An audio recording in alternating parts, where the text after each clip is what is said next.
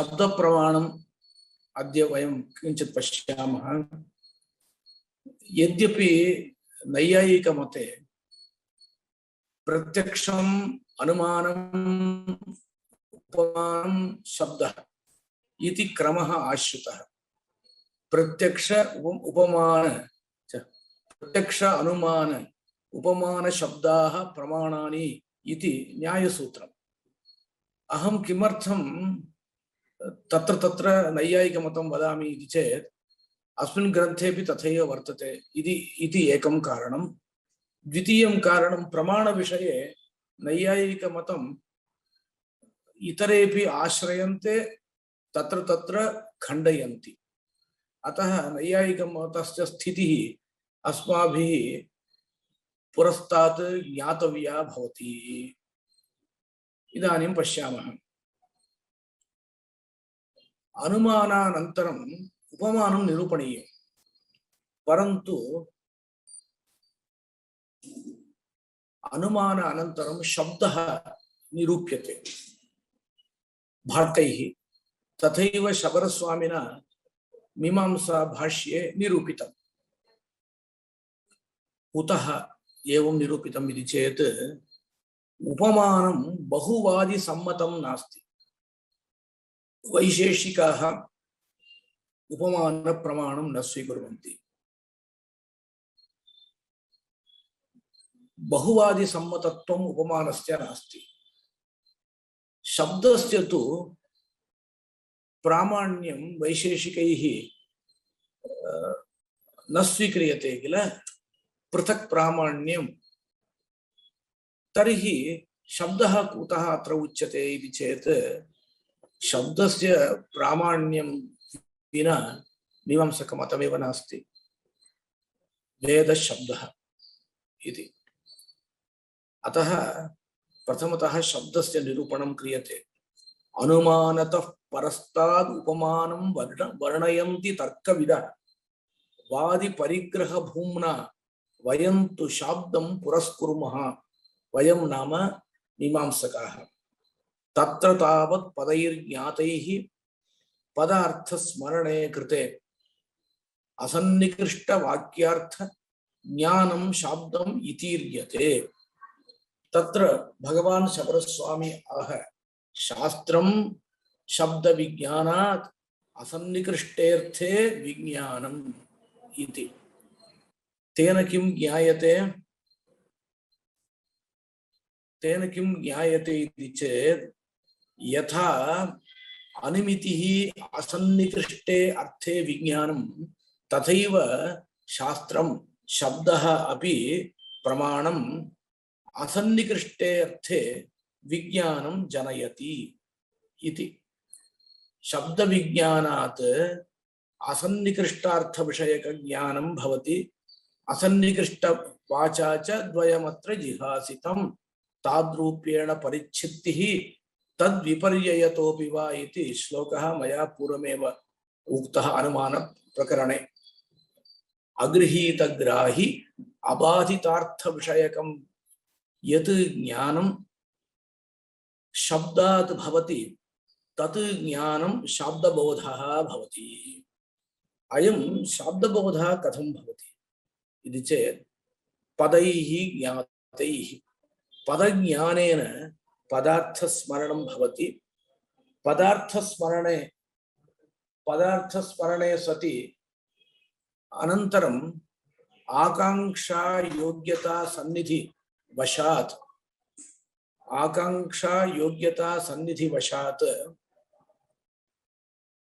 शाब्दबोधः भवति इति तेषां स्थितिः वर्तते। अत्र अस्माभिः अस्मिन् दिने अंशद्वयं प्राधान्येन उच्यते। अभिहितान्वयवादः नाम कः, अन्विताभिधानवादः कः इति उच्यते। शाब्दबोधः ततः प्राक् कथं भवति इति निरूपयामः। कश्चन पुरुषः गाम् आनय इति वदति। अन्यः पुरुषः गाम् आनयति। बालः कश्चित् वित्पित्सुः इमां प्रवृत्तिम् उपलभते। इयं प्रवृत्तिः बुद्धिपूर्वा नाम बुद्धिजन्या इति अनुमिनोति। सा बुद्धिः किं विषयिणी इति चेत् गवानयन बुद्धिः। गवानयन बुद्ध्यनन्तरं हि गवानयने प्रवृत्तिर्जायते इति अयम् अनुमिनोति। एवञ्च गवानयन बुद्धिः गामानय इति वाक्यात् जायते इत्यपि सः कल्पयति। तथा न कल्पयति। गवानयन बुद्धिः गामानय इति वाक्यश्रवणानन्तरमेव भवति इति सः जानाति। तयोः कार्यकारणभावं कल्पयति। गवानयन बुद्धिः गामानय इति वाक्यजन्या इति कल्पयति। तदनन्तरं जायमानत्वं हेतुः। एवमेव गां बधान अश्वम् आनय इति प्रयोगान्तरमपि सः पश्यति। तदनन्तरं तत्र प्रवृत्तिं पश्यति। तदनुगुणतया तत्रापि हेतुभूतं ज्ञानं कल्पयति। एवञ्च सति आवापोद्वापाभ्यां शब्दानाम् अर्थे व्युत्पद्यते अयं पुरुषः। अयम् आशयः। गामानय इति वदति, गामानयति अन्यः। अत्र गवानयनं बोधितम् इति जानाति। गां बधान इति उक्तम्, अन्यः गां बध्नाति। अत्र गोकर्मकं बन्धनम् उच्यते इति जानाति। उभयत्रापि अनुवर्तमानः भवति गौ। व्यावर्तमानं भवति बन्धनम् आनयनञ्च। तर्हि गोशब्दस्य उभयत्रापि प्रवृत्तौ अनुवर्तमानः भवति गौः इति प्राणी। अतः गोशब्दस्य सः प्राणिविशेषः अर्थः। एवमेव गां बधान अश्वं बधान इति वदति इति मन्यताम्। बन्धनम् अनुवर्तमानम् अस्ति, बधान इति पदम् अनुवर्तमानं वर्तते। अतः तत्र बन्धधातोः बन्धनम् अर्थः इति सः व्युत्पत्तिमान् भवति। व्युत्पत्तिर्नाम शक्तिग्रहः। एवं पदपदार्थ संबंधः अनेन ज्ञायते। पदपदार्थ संबंध ज्ञानमेव व्युत्पत्तिः इति उच्यते। अनया व्युत्पत्त्या स्थितया अस्य पुरुषस्य पदात् पदार्थ स्मरणं भवति। पदार्थाः स्मृताः भवन्ति, बहवः पदार्थाः। रामः ग्रामं गच्छति इत्यत्र। एते पदार्थाः आकांक्षा योग्यता सन्निधि मन्तः भवन्ति वा इति प्रश्नः। आकांक्षा योग्यता सन्निधि बलात् एते पदार्थाः एकं विशिष्टार्थम् अवगमयन्ति इति मीमांसकानां मर्यादा। तत्र पक्षद्वयं वर्तते। पार्थसारथि मिश्रस्य एकः पक्षः, चिदानंद पंडितस्य अपरः पक्षः, नैयायिकानां कश्चन पक्षः। नैयायिक पक्षः चिदानंद पंडित पक्षः। नैयायिकः किं वदन्ति? पदानां तत्तत्पदानां तत्तदर्थे व्युत्पत्तिः पूर्वम् आसादिता। तदनन्तरं यदा तं शब्दम् अयं गृह्णाति, शब्दे गृहीते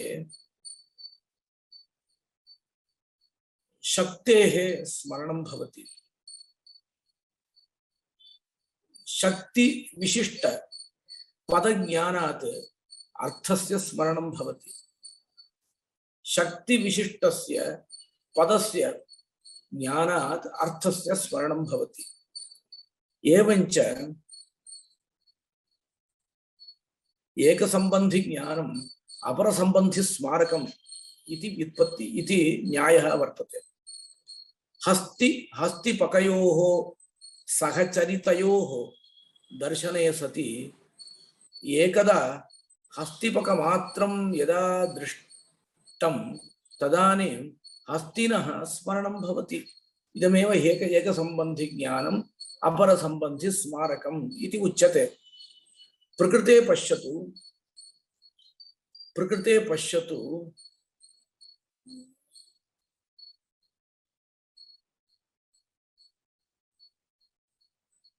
शक्ति रूपः संबंधः पदपदार्थयोः। शक्ति संबंध विशिष्टस्य एकस्य पदरूपस्य ज्ञाने सति अपरस्य पदार्थस्य स्मरणं भवति इति इयम् एका रीतिः वर्तते नैयायिकमते। इयं रीतिः चिदानंद पंडित पक्षेपि अस्ति। सः वदति शब्दः ज्ञातः तदानीं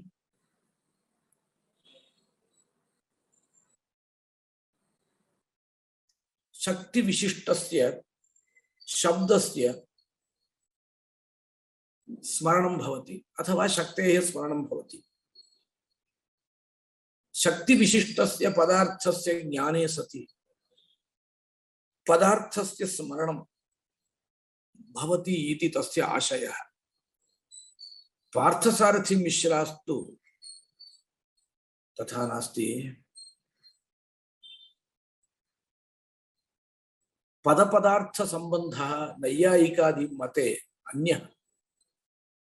अस्माकं मते पदपदार्थ संबंधो नाम नित्यः कश्चन संबंधः। औत्पत्तिकस्तु शब्दस्यार्थेन संबंधः इत्याह भगवान् जैमिनिः।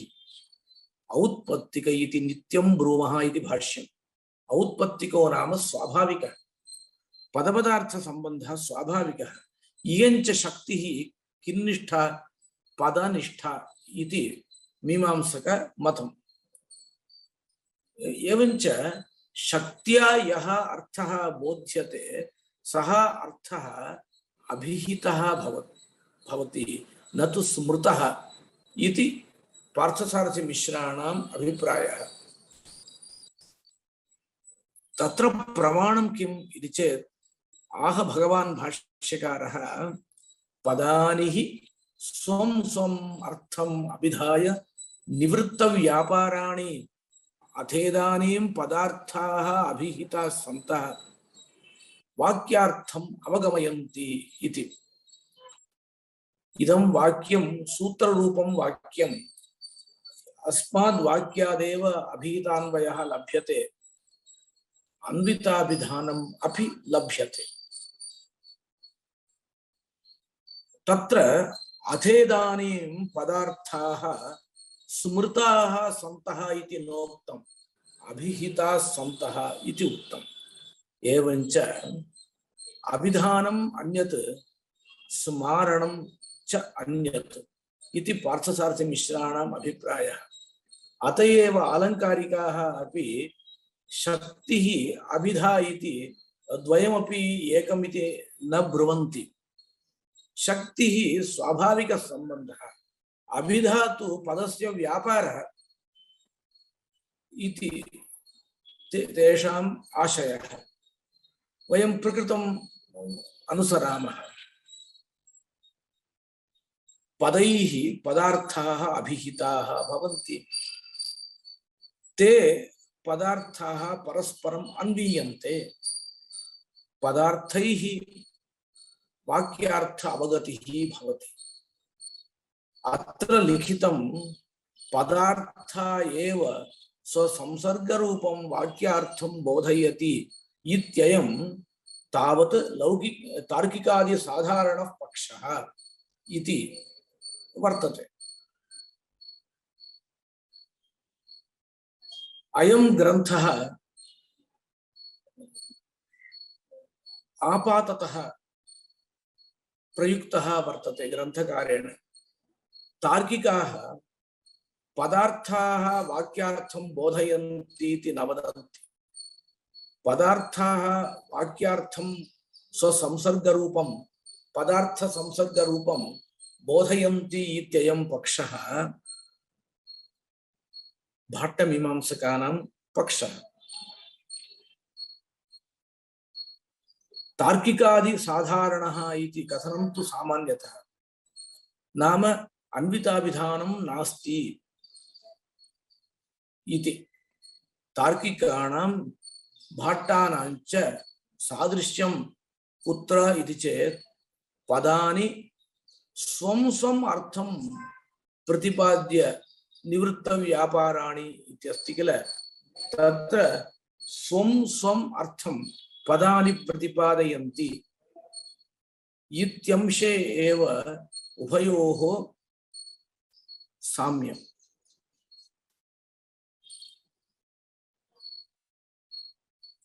पदार्थाः वाक्यार्थज्ञानकरणम् इति तु भाट्टमतम्।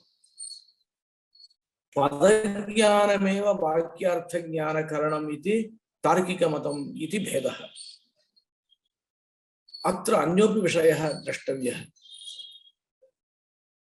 पदानाम् अर्थस्मारकत्वम् इति चिदानन्दपण्डितः, पार्थसारथिमिश्राः पदानि पदार्थ अभिधायकानि इति वदन्ति।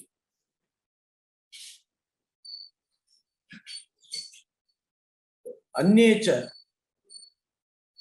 च मीमांसकाः एवं वदन्ति उभयमपि स्वीकर्तव्यम् इति। पदैः पदार्थस्मरणमपि भवति अभिधानम् अपि भवति इति तेषाम् आशयः। अत्र वयं पश्यामः,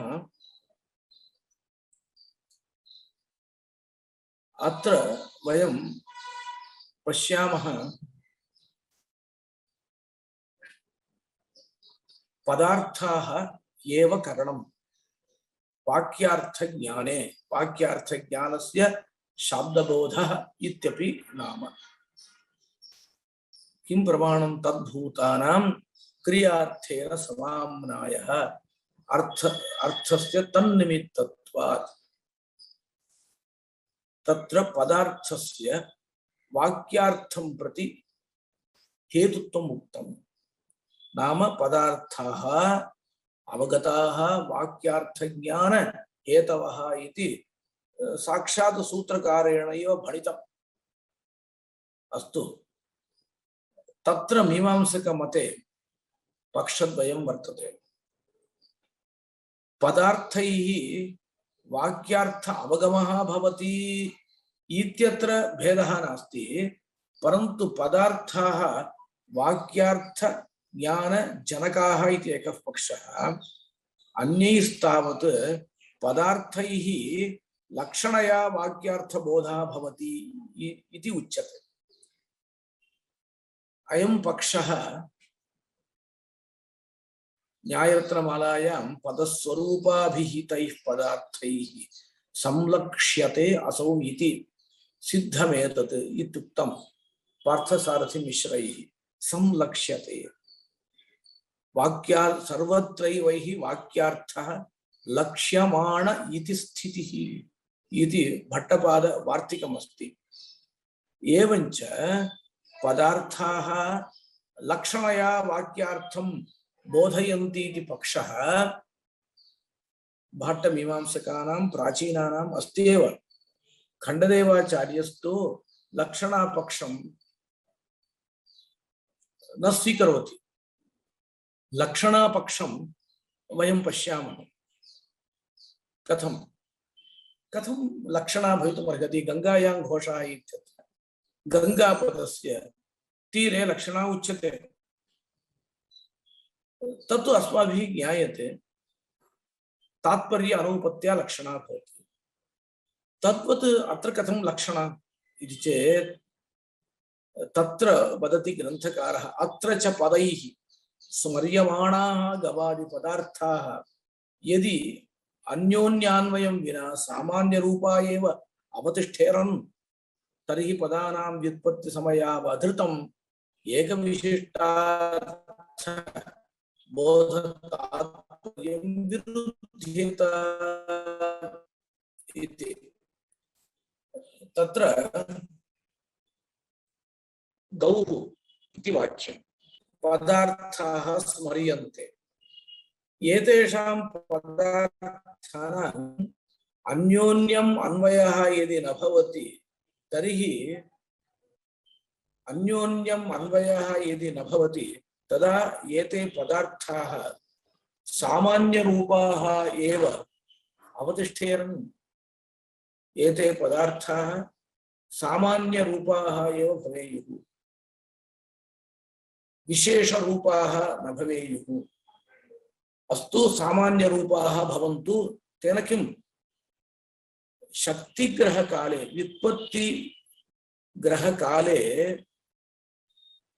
एतेषां पदानाम् एकविशिष्टार्थबोधे तात्पर्यम् अवगतमस्ति पश्यतु गामानय गाम्बधान इत्यादि वाक्यप्रयोगेण तत्तत् पदस्य तत्र तत्र शक्तिः अवगता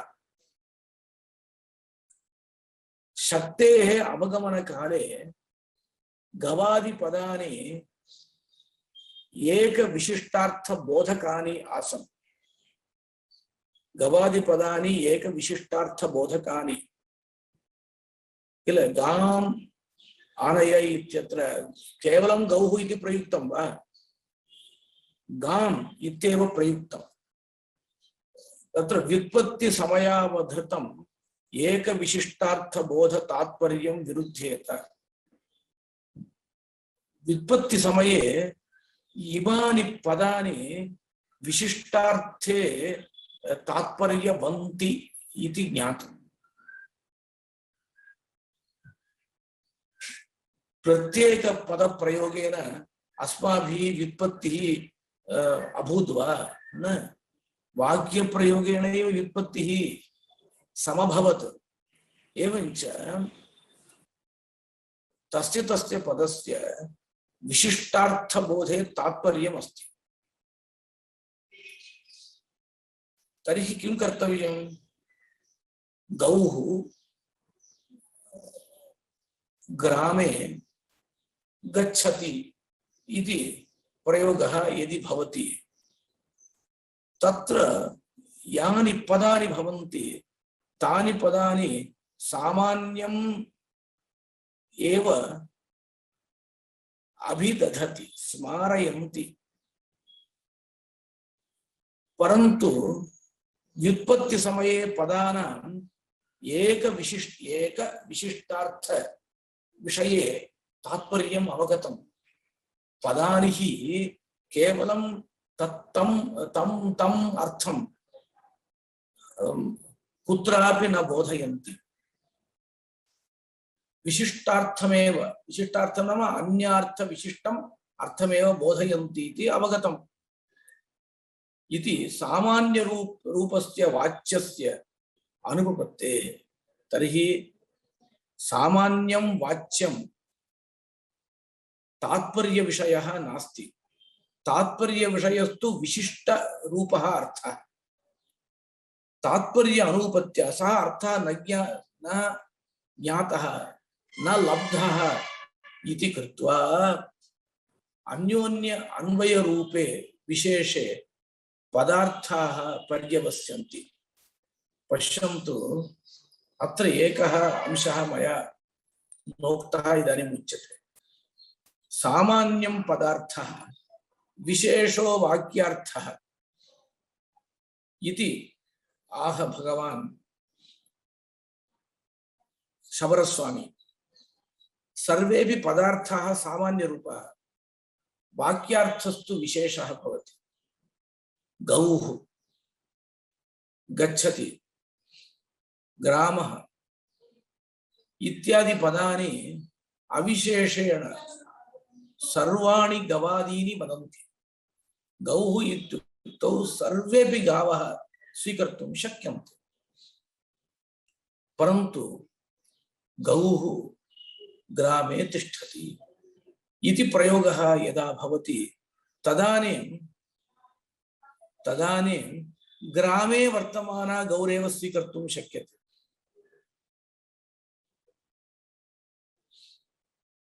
इदानीं गो विशेषः लब्धः, अत एव विशेषो वाक्यार्थः इति उच्यते। गौः इत्येतावन्मात्रम् उच्यते चेत् सर्वे गावः स्वीकर्तुं शक्यन्ते।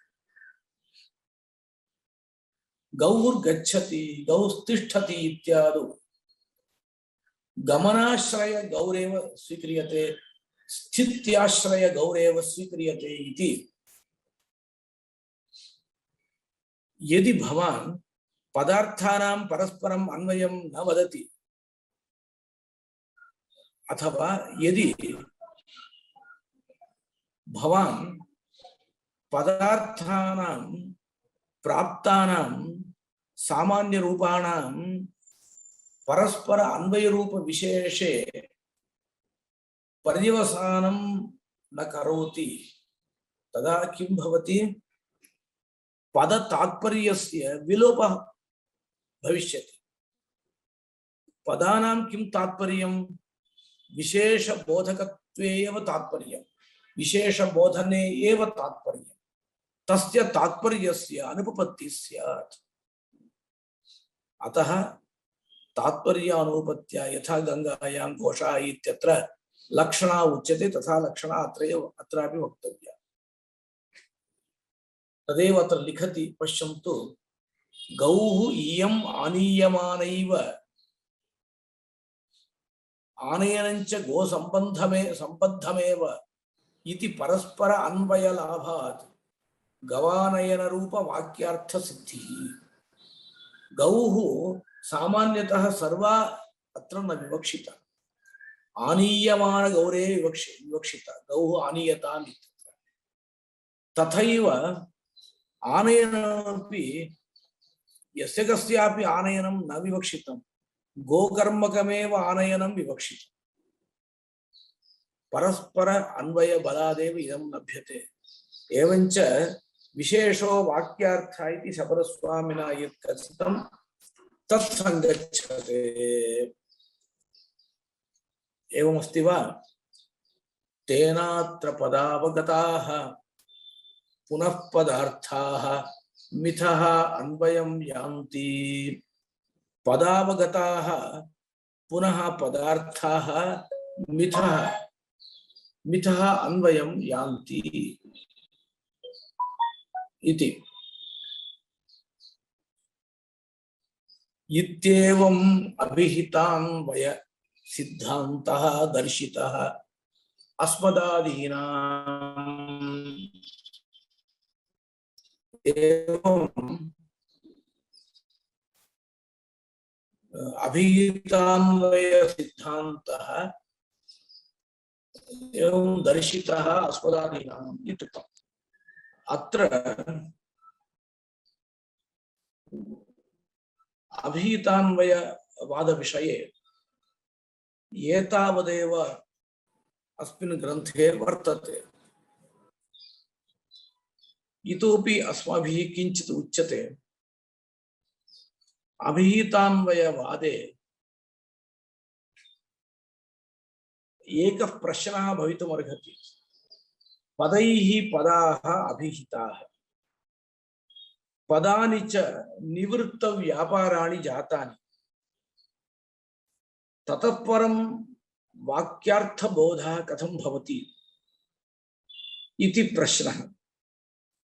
तत्र किं समाधानं? वाक्यार्थबोधः आकांक्षा योग्यता आसक्ति तात्पर्य ज्ञानैः सहकारिभिः पदार्थानां परस्पर अन्वयः परामृश्यते चेत् भवति इति सिद्धान्तः भवति। तर्हि अयं वाक्यार्थबोधः शाब्दबोधः इति वक्तुं न शक्यते। पदार्थकरणकः अयं शाब्दबोधः भवतां मते। शाब्दबोधः शब्दकरणकः भवति चेत् शाब्दबोधः इति पदम् अन्वितं भवेत्। अयञ्च बोधः पदार्थकरणकः। एवञ्च अस्य कथं बोधस्य शाब्दत्वम् इति प्रश्नः तत्र उच्यते। शब्दतात्पर्य अनुविधानं वर्तते वाक्यार्थबोधस्य। सत्यं पदार्थाः एव वाक्यार्थबोधं प्रति करणं, तथापि पदार्थ अभिधानार्थं यत्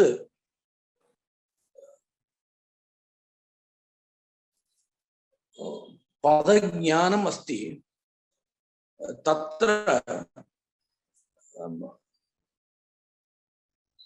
पद तात्पर्य ज्ञानम् अपि वर्तते। एवञ्च पद तात्पर्य ज्ञानम् अनुसृत्य अयं वाक्यार्थ बोधः भवति इति कृत्वा अस्य बोधस्य पदार्थ करणकत्वेपि शाब्दबोधः इति नाम भवितुम् अर्हति इति समाधानं भाट्टमीमांसकैः उच्यते। अन्योपि विषयः अत्र वक्तव्यः वर्तते। भाट्टमते पदार्थाः एव करणम् इत्युक्तं किल, तर्हि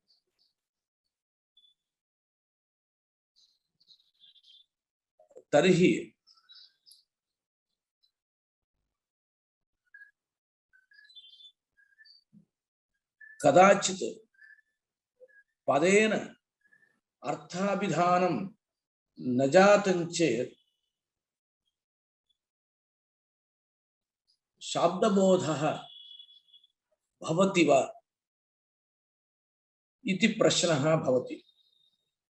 तत्र तेषां समाधानं पदार्थाः पदेन न अभिहिताश्चेदपि वाक्यार्थबोधः भवितुम् अर्हति।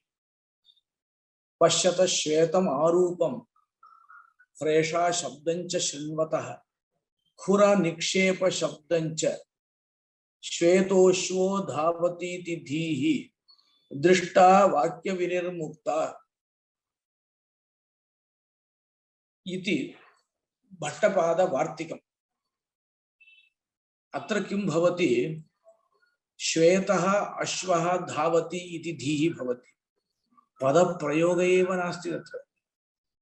श्वेतम् आरूपम् ईषद्रूपं पश्यति, ह्रेषा शब्दः अश्वस्यैव असाधारण शब्दः, शृणु तं शब्दं शृणोति, खुर निक्षेप शब्दं शृणोति, श्वेतः अश्वः धावति इति वाक्यार्थबोधः भवति इति तेषाम् अभिप्रायः।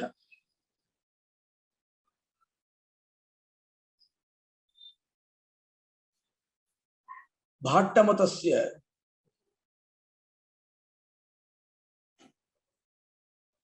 तत्र मूलं वाक्यं मया पूर्वोक्तं वाक्यमेव।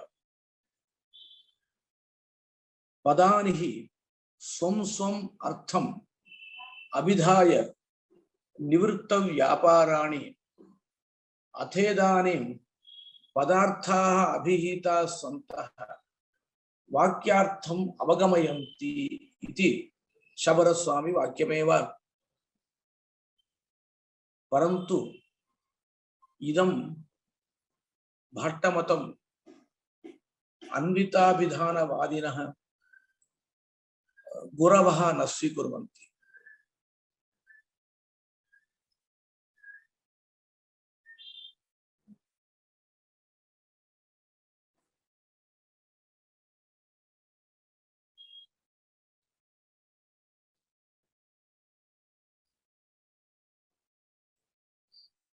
तेषां मते पदानि इतर पदार्थ अन्वितं स्वार्थं बोधयन्ति।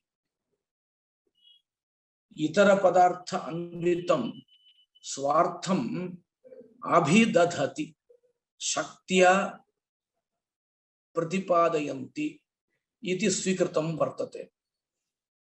अभिहित अन्विताभिधानवादम् अहम् एतत् ग्रन्थरीत्या किञ्चित् उपादनं करोमि। ततः प्राक् कतिपयवाक्यानि वदामि अभिहितान्वयवाद विषये, अन्विताभिधानवाद विषये। तेषाम् इदं मतं वर्तते, कदापि पदम् इतर पदं विना बोधं जनयत् दृष्टम्। गाम् आनय, गां बधान इत्येवं गोपदम् इतरपद विशिष्टं प्रयुज्यते। तथैव आनयनादि पदमपि। तथा च पदानां इतर पदार्थान्वित स्वार्थबोधकत्वं स्वीकर्तव्यम्। इतर पदं विहाय पदं तावत् स्वार्थं न बोधयति किल, तर्हि पदानां इतर पदार्थान्वित स्वार्थबोधकत्वं वक्तव्यम्। इयम् अत्र रीतिः। गाम् आनय इति वाक्यं स्वीक्रियते। तत्र चत्वारि पदानि सन्ति। गोपदं, द्वितीया विभक्तिः, आंग पूर्वक नींज धातुः, तदुपरि लोट् प्रत्ययः इति चत्वारि पदानि सन्ति। तत् गोपदं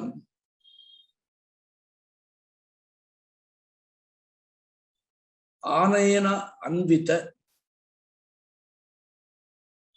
आनयन अन्वित, कर्मत्व अन्वित गोरूपम अर्थं बोधयति। एवमेव आंग पूर्वकः नीञ् धातुः इतर पदार्थ अन्वितम् आनयनं बोधयति इति रीत्या तेषां व्युत्पादन प्रकारः। कश्चन पुरुषः गाम् आनय इति शृणोति। तस्य पदस्य तत्तदर्थ स्मारकत्वं तैरपि स्वीक्रियते। स्मारकत्वं शक्तिः इति केचन लिखन्ति, तत् अयुक्तं। तेषां मते स्मारकत्वं शक्तिः इति नोच्यते। स्मारकत्वं तावत् एकसम्बन्धि ज्ञानम् अपरसम्बन्धि स्मारकम् इति रीत्या स्मारकत्वरूपम्। गोपदं श्रुतं, गोत्वस्य स्मरणं जातं, तदानीं गोरपि स्मरणं जायते। एते भट्टाः प्राभाकराश्च जातिशक्तिवादिनः। पदानां जातावेव शक्तिः अस्ति इति तेषां मतम्। एवञ्च प्रथमतः तत्तत्पदेन तत्तज्जातेः स्मरणं भवति। जातेः स्मरणं यदा भवति जातिविशिष्टस्य अर्थस्यापि स्मरणं भवति।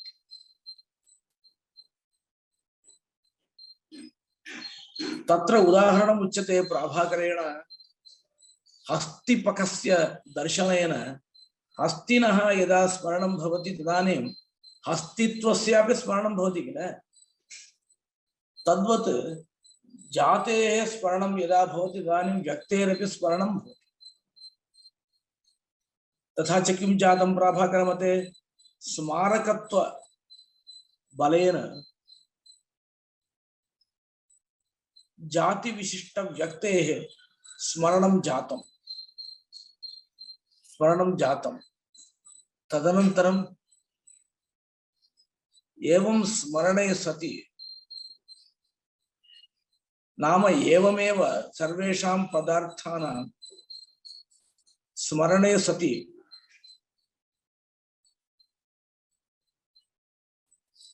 सर्वेषां पदार्थानां स्मरणं जायते चेत् तदनन्तरम् अन्विताभिधानम् आगच्छति।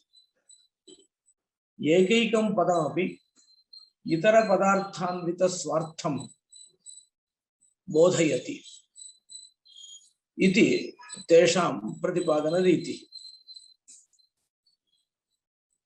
तत्र प्रश्नः, यदि एकमेव पदम् इतर पदार्थान्वित स्वार्थं बोधयति तर्हि इतर पदानि व्यर्थानि भवेयुः इति। तत्र समाधानानि बहूनि सन्ति। एकं समाधानम् उच्यते, इदं पदम् इतर पदार्थान्वित स्वार्थं बोधयतु, परन्तु स्वार्थं नाम स्वकीयम् अर्थं यथा विशिष्य बोधयति इदं पदं, तथा पदार्थान्तरं विशिष्य इदं पदं न बोधयति। अतः पदान्तरस्यापि सार्थक्यं भवति इति एतेषाम् आशयः। एतेपि आकांक्षा योग्यता आसक्तिः इत्येतेषां सहकारं स्वीकुर्वन्ति। एतेषां मतम् एवं संगृहीतं वर्तते, सकल पदान्तर पूर्तौ इतर पदार्थैः समन्वितं स्वार्थं सर्वपदानि वदन्तीति अन्येषाम् अन्विताभिधानमतम्। तत्र सर्वाणि पदानि आगतानि, तदानीम् इतर पदार्थैः साकं सर्वाणि पदानि स्वार्थं प्रतिपादयन्ति। नाम एकैकस्य पदस्य एकैकः अर्थः अस्ति इति अस्माभिः पूर्वमेव उक्तं। तत्र स्मारकशक्तिः अस्ति इति अस्माभिः पूर्वमेव उक्तं। एते अर्थाः स्मृताः भवन्ति प्रत्येकं पदेन। तैः अर्थैः सह अन्यानि पदानि अन्वितानि, तैः अर्थैः सह अन्यानि पदानि स्वार्थम् अन्वितं बोधयति इति तेषां मतम्। पश्यन्तु, सकल पदान्तर पूर्तौ इतर पदार्थैः समन्वितं स्वार्थं सर्वपदानि वदन्तीति अन्येषाम् अन्विताभिधानमतम् इति अस्ति। इदम् अन्विताभिधानम् इतोपि विवरणीयम्।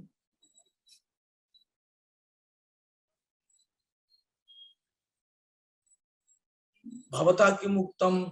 एकेन पदेन अन्वितम् अभिधीयते चेत् पदान्तराणि व्यर्थानि इति पृष्टे न सर्वाण्यपि पदानि सामान्यतः इतर पदान्वित स्वार्थं विशेषरूपेण इतर पदार्थान्वित स्वार्थबोधः विशेष इतर पदार्थान्वित स्वार्थबोधः अत्र। अतः इतर पदानि सार्थकानि इति भवता उक्तम्।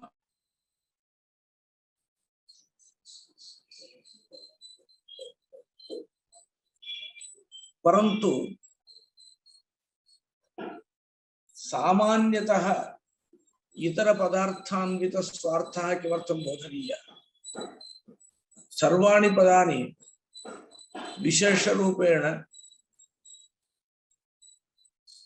विशेषरूपेण ये इतर पदार्थाः सन्ति तदन्वित स्वार्थबोधकानि कुतः न भवन्ति इति प्रश्नः।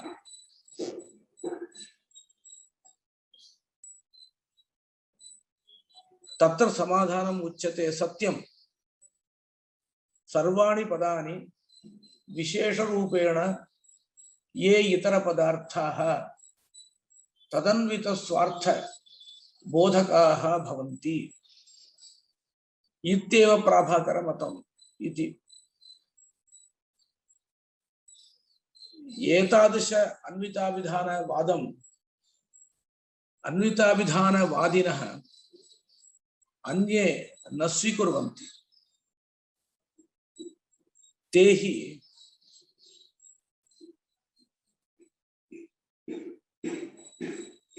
विशेषरूपेण इतर पदार्थान्वित स्वार्थः एकवारं यदि बोध्यते तदा पदानां पौनरुक्त्यं भवति। सर्वाणि पदानि एकमेव अर्थं बोधयन्ति इति पौनरुक्त्यं भवति इति वदन्ति। अत्र समाधानं वक्तव्यम्। विशेषण विशेष्य भावः भिन्नः वर्तते, अतः पौनरुक्त्यं नास्ति। पश्यतु, घटम् आनय इत्यस्ति। तदपेक्षया सुलभतया वदामि, कारकपदं क्रियान्वित कारकं बोधयति, तदानीं कारकं विशेष्यं। क्रियापदं कारकान्वित क्रियां बोधयति, तत्र क्रियापदं विशेष्यं बोधयति। अतः तयोः पदयोः पौनरुक्त्यं नास्ति। उक्तार्थानाम् अप्रयोगे इति न्यायोऽपि नास्ति। एकत्र घटकर्मकम् आनयनं बोध्यते, अपरत्र आनयन कर्मभूतः घटः बोध्यते। एवञ्च उक्तार्थानाम् अप्रयोगः इति न्यायस्यापि अत्र संचारः न भवति। तथा च अन्विताभिधानवादे कोऽपि दोषः नास्ति इति तेषां मतम्। पश्यतः श्वेतमारूपम् इति श्लोकम् आश्रित्य यद् भट्टपादैः उक्तं तत् एतैः न स्वीक्रियते। ते हि अर्थाध्याहारवादिनः। वाक्यैः केचन शब्दाः सन्ति चेत् केचन शब्दाः न भवन्ति चेत् अर्थस्य अध्याहारः स्मरणं क्रियते इति ते वदन्ति। सर्वत्र अध्याहारः न भवति। कुतः?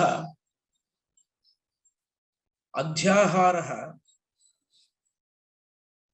द्वारम् इत्यत्र विधेहि इति कर्तुं शक्यते।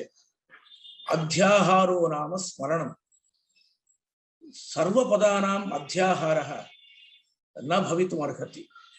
उदाहरणम् उच्यते, किमपि न प्रयुक्तं मया सर्वाणि पदानि स्मर्यन्ते, सर्वे अर्थ पदानां स्मरणं मास्तु, सर्वे अर्थाः स्मर्यन्ते, शाब्दबोधः भवतु इति यदुच्यते भाट्टैः तद् एतैः न स्वीक्रियते।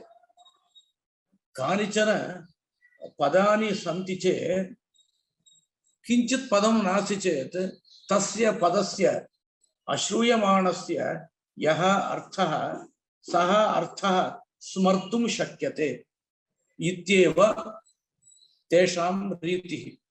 अयमेव पक्षः अर्थाध्याहार पक्षः इति उच्यते। भाट्टमते तु कोऽपि शब्दः नास्ति चेदपि अर्थाः स्मर्यन्ते चेत् शाब्दबोधः भवितुमर्हति इति एकः पक्षः। परन्तु यत्र केचन शब्दाः प्रयुज्यन्ते, कश्चन शब्दः अपेक्षितः नास्ति, तत्र अर्थाध्याहारः तैः न स्वीक्रियते, शब्दाध्याहारः एव स्वीक्रियते इति तेषां मतम्। इतः परम् अन्विताभिधानवाद विषये अस्मिन् ग्रन्थे यद् उक्तमस्ति तत् अहं श्वः वदामि, यतः अन्विताभिधान विषये इतोपि अधिकं वक्तव्यं। मयापि अन्विताभिधान विषये कदाचित् कृतः उपन्यासः कश्चन वर्तते, बहु दीर्घः उपन्यासः, सोपि कदाचित् अहं भवद्भ्यो सोपि उपन्यासः मया भवद्भ्यो दास्यते कदाचित्। अस्तु, एतावत् अहं विरमामि।